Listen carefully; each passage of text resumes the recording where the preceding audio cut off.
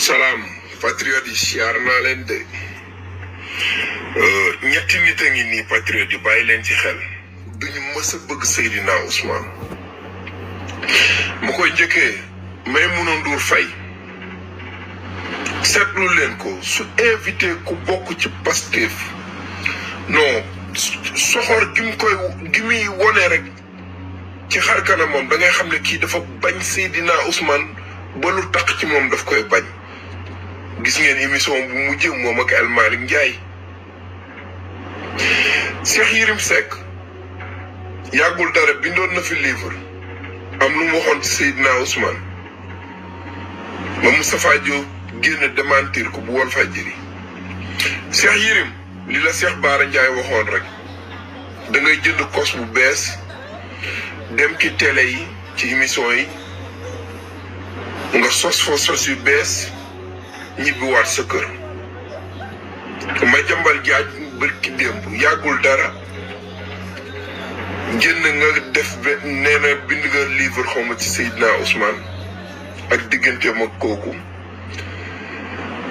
nga wax ci liñ ci wax nga ne dangaa dem seeti bi élection yi passé 2019 dangaa dem seeti sëñ Bass Abdou Khadre ne ko Ousmane Sonko menace la ci Touba ak ci kilifa diine yi nekk Sénégal Madiambal seetal yàlla ci li ngay wax Touba bi ngay wax màggal dañuy jël ay nagg màggal di ko jox Seydina Ousmane Tabaski ñu jël ay xar ay kilifa laa la wax de jarul may tudd seen tur li may wax ñëpp xam nañ ko ay kilifa jël ay xar Tabaski di ko jox sëñ yàggul dara barki Dembo Njaay le sëñ Abdou Mbacké génn ne nit yëkkati na 100 millions teg ko ci loxoom ne ko joxal ma ko Seydina Ousmane su selli bi juy jub Tabaski ñi ko doon jox ay xar ak lépp suñ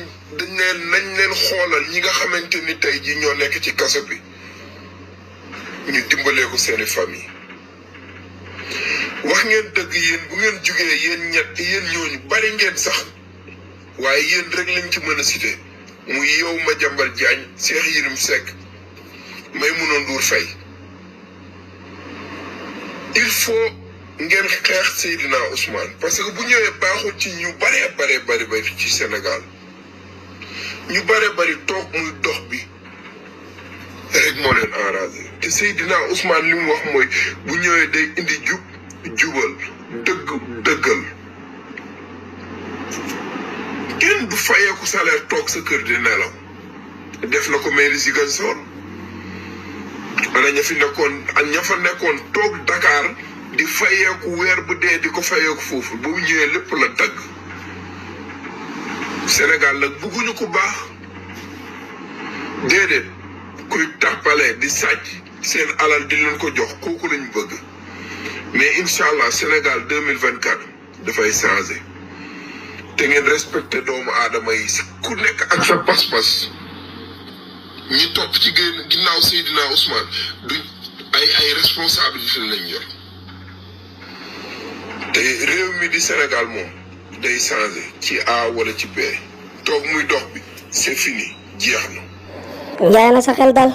ñun ay taalibe lañ tas Ousmane Sonko incha allahu la ñu wooteel parce que sëñ Tuubaa ci njub la ñu woo Maam Alaaji Malick ci njub la ñu woo Baye Niass ci njub la ñu woo mag ñëpp ci njub la ñu woote Ousmane Sonko lañ fi gis ci politicien bu jub kenn du ñu détourné ak moom incha allah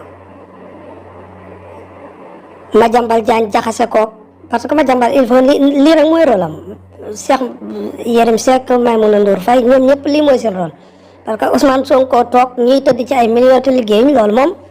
day jeex moo tax na xel yi dal de ñun taalibe yi incha allahu luñ mën di wax parce que fii lañ tàmbali woon ak Ousmane Sonko fii lañ tàmbali woon ak moom de monteel ko ay sikkim di wax lu kenn xamul